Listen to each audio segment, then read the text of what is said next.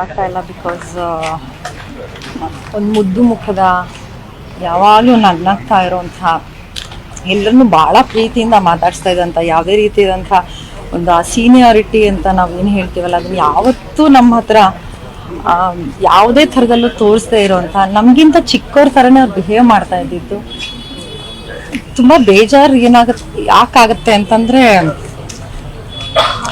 Full of life ಜೀವನೋತ್ಸಾಹ ಅನ್ನೋದೇನು ಹೇಳ್ತೀವಲ್ಲ ಆ ಥರ ಫುಲ್ ಆಫ್ ಲೈಫ್ ಇದ್ದಂಥ ಒಂದು ಜೀವ ಈ ಥರ ಸಡನ್ನಾಗಿ ಎಲ್ಲ ಕನ್ನಡಿಗರ ಮನಸ್ಸಿಗೆ ನೋವನ್ನು ಸಂಕಟವನ್ನು ಕೊಟ್ಟು ಹೋಗ್ತಾರೆ ಅಂತ ನಾವು ಯಾವತ್ತೂ ಅಂದ್ಕೊಂಡಿರಲಿಲ್ಲ. ಆ್ಯಂಡ್ ಲಾಸ್ಟ್ ನಾನು ಅವರು ಒಂದು ಶೋನಲ್ಲಿ ಭಾಗವಹಿಸಿದಾಗಲೂ ಕೂಡ ತುಂಬಾ ಖುಷಿಯಿಂದ ಇದ್ದರು. ಬಟ್ ಅವರಿಗೆ ಅವಾಗ ಹುಷಾರಿರಲಿಲ್ಲ, ಗೊತ್ತಿತ್ತು.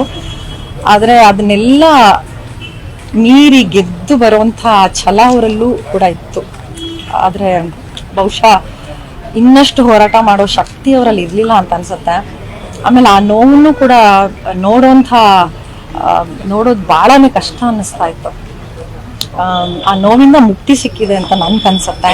ಆ್ಯಂಡ್ ಈ ರೀತಿಯಾದಂಥ ಒಬ್ಬ ಅಪರೂಪದ ಕಲಾವಿದರು ಎಷ್ಟೋ ಕ್ಷೇತ್ರಗಳಲ್ಲಿ ತಮ್ಮ ಛಾಪನ್ನು ಮೂಡಿಸಿ ಹೋಗಿರೋಂಥ ಕಲಾವಿದರು ಬಹುಶಃ ಇನ್ನು ಎಷ್ಟು ವರ್ಷಕ್ಕೆ ಬರ್ತಾರೋ ಮತ್ತೆ ಗೊತ್ತಿಲ್ಲ.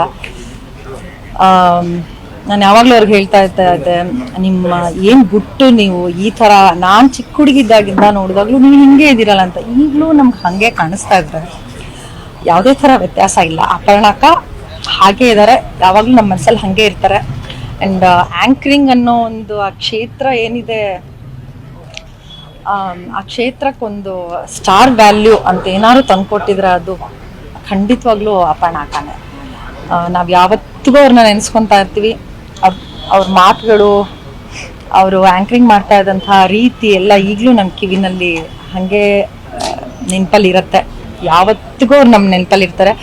ಜೊತೆಲಿ ನಮ್ಮ ಜೊತೆ ಜಾಸ್ತಿ ಆಪ್ತವಾಗಿದ್ದಿದ್ದು ಸಂಗೀತನ ತುಂಬಾ ಇಷ್ಟಪಡ್ತಾ ಇದ್ರು. ಸಿಂಗರ್ಸ್ ಅಂದರೆ ಭಾಳ ಜಾಸ್ತಿ ಪ್ರೀತಿ ಇತ್ತು. ಆ ಒಂದು ವಿಷಯನ ನಾನು ಯಾವತ್ತಿಗೂ ಮರೆಯೋಕ್ಕಾಗಲ್ಲ. ಆಮೇಲೆ ಈ ಹಾಡನ್ನು ಹಾಡಿ, ಆ ಹಾಡನ್ನು ಹಾಡಿ, ಈ ಭಾವಗೀತೆನ ಹಾಡಿ, ನಿಮ್ಮ ಆ ಸಾಂಗ್ನ ಹಾಡಿ ಅಂತ ಹಾಡಿಸ್ತಾ ಇದ್ರಲ್ಲ, ಅದನ್ನ ಯಾವತ್ತಿಗೂ ನಾವು ಮರೆಯೋಕ್ಕಾಗಲ್ಲ, ಯಾವತ್ತಿಗೂ ನೆನಪಲ್ಲಿ ಇರ್ತಾರೆ.